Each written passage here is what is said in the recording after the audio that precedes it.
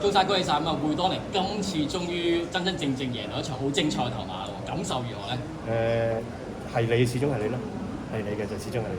咁就咁啱啱我哋跑呢場都仲係陰陰天嘅，咁而家嗰場即刻好翻天，咁我相信個天睇到嘅。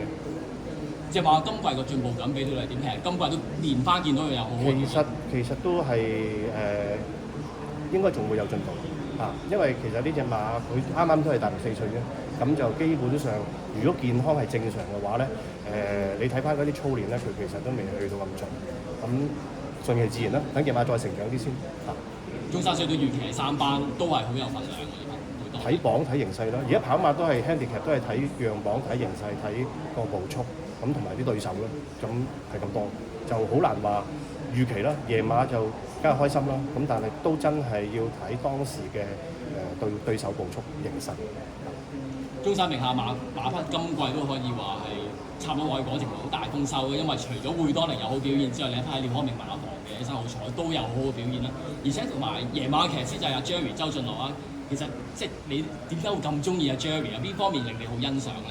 佢肯拼搏咯，拼搏最緊要係拼搏，即係起碼得唔得都好，我想知道隻馬係咪即係去到邊度，咁變咗嚟講就唔好有啲其他嘅，即係佢個精神拼搏精神係好緊要，我係最中意呢樣。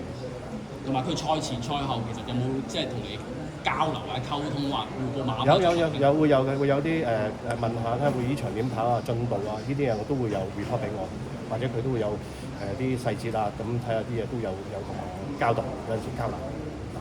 咁啊，呢一匹貝多尼好多馬迷都好中意呢個馬名啊！呢個 idea 其實點樣嚟嘅咧？其實都係一樣啦，都係一個投射啦。